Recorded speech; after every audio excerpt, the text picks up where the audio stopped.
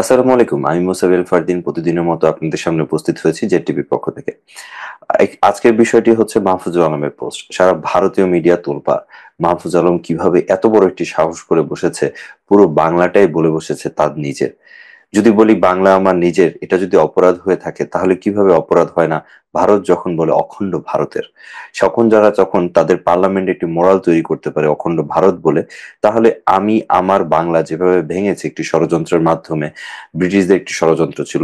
কারণ ব্রিটিশদের আমলে বাংলাদেশ ছিল সবচেয়ে ধনী এবং সবচেয়ে শক্তিশালী রাষ্ট্র। এবং বাংলাদেশের আপনি যদি কলকাতা দেখেন, সেখানেই ছিল ব্রিটিশদের তাদের রানী ভিক্টোরিয়া প্যালেস থেকে শুরু করে সবকিছু। এবং বাংলাদেশকে যখন একটি শিক্ষালয় ঢাকা বিশ্ববিদ্যালয় যখন ঢাকায় প্রতিষ্ঠিত হয়, তখনও সে সময় যারা কলকাতায় ছিলেন, কবি রবীন্দ্রনাথ থেকে শুরু করে সবাই বাধা দেয়। কারণ বাংলাদেশটাকে এইভাবে, এই অংশটা উন্নত হোক, তখন কেউ এভাবে চায়নি। এবং যে কারণে মাহফুজ আলম লিখেছে যে পোকায় খাওয়া একটি অংশ আরকি। তো তারপরও আমরা পরিশ্রমী, আমরা শ্রমের জাতি, আমরা পরিশ্রম করেছি। বাংলাদেশকে আমরা বলতে পারেন বাংলাদেশের যে অবস্থান তা ভারতীয় সেভেন সিস্টারের যেকোনো স্টেটের থেকে ঈর্ষণীয়ভাবে ভালো রয়েছে। আপনি জিডিপি দেখেন, মানুষের এডুকেশন দেখেন, মানুষের সামাজিক লাইফ দেখেন, সবকিছু দেখেন। আর যদি আমি কেন শুধু মাহফুজুর আলমের পোস্ট নিয়ে কথা বলবো, আমি দেখছি যেখানে নরেন্দ্র মোদী 1971 সালের 16 ডিসেম্বর বিজয়কে ভারতের ঐতিহাসিক বিজয় বলে দাবি করেছে। দেশটির প্রধানমন্ত্রী নরেন্দ্র মোদী 16 ডিসেম্বর সামাজিক যোগাযোগ মাধ্যম ফেসবুক এবং এক্স একটি পোস্ট দিয়ে দাবি করে, এবং সেখানে 1971 সালে যে সৈন্যরা যুদ্ধ করেছে তাদেরকে উনি সম্মাননা দেয়, এবং সেখানে কোথাও উনি বাংলাদেশের নাম উল্লেখ করেনি। বাংলাদেশের বিজয় 1971 16 ডিসেম্বর, এটা বিশ্ব সবাই জানে, এবং সেটা আমাদের গৌরব। তো আপনি যদি এটা উদযাপন করতেই চান আপনার ফেসবুক, আপনাকে অবশ্যই বাংলাদেশের নাম আপনার মেনশন করা উচিত ছিল। কিন্তু আপনি সেটি বলছেন আপনার বিজয়। আপনার বিজয় হলে সে বিজয় কার সাথে? পাকিস্তানের সাথে? তাহলে আপনি তো এসেছেন ডিসেম্বরের 16 তারিখে, আমরা তো স্বাধীনতা ঘোষণা দিয়েছি 25শে মার্চে। আপনি কি 25শে মার্চে থেকে আমাদের সাথে যুদ্ধ করেছেন? আপনি করেননি। আপনার সৈন্য যদি 25শে মার্চ থেকে ভারতে না থেকে থাকে, আমরা স্বাধীনতা ঘোষণা দিয়ে মাঠে থেকে আমরা যুদ্ধ করেছি, সেই যুদ্ধ আপনার যুদ্ধ হয়ে যায় কিভাবে? আর আপনি যেটি যুদ্ধ করেছেন সেটি ছিল একটি দুইটা পাকিস্তানকে আপনি এক দেখতে চাননি। আপনি আপনার ভারতে দুইটা পাকিস্তান আপনি দেখতে চাননি। আপনি চেয়েছেন এটা ভেঙে যাক, যাতে আপনার 1965 সালে যখন আপনি বাংলাদেশের অংশের সাথে আপনি জেড ফোর্সের সাথে যখন যুদ্ধে মানে একেবারে ব্যাপকভাবে পরাজিত হয়েছেন, তখনই আপনি ধরে নিয়েছেন, না আমি এইভাবে এই বাংলাদেশকে, বাংলার অংশটাকে, পশ্চিম পাকিস্তানকে পাকিস্তানের অংশ রাখবো না। তাই আপনি আহ, এই অংশকে হেল্প করেছিলেন।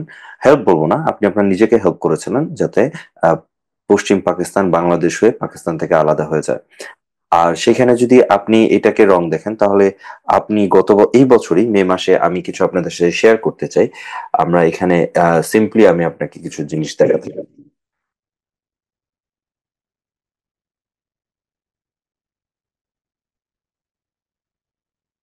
এটা হচ্ছে সিএনএন এর রিপোর্ট। আপনি সিএনএন দেখতে পারেন যে why the map in India new parliament building.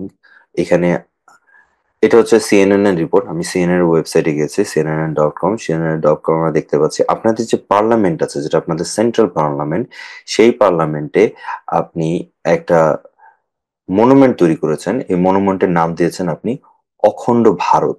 এবং এই অখণ্ড ভারতে যদি আমি যাই, তাহলে আমি এখানে দেখতে পাচ্ছি আপনার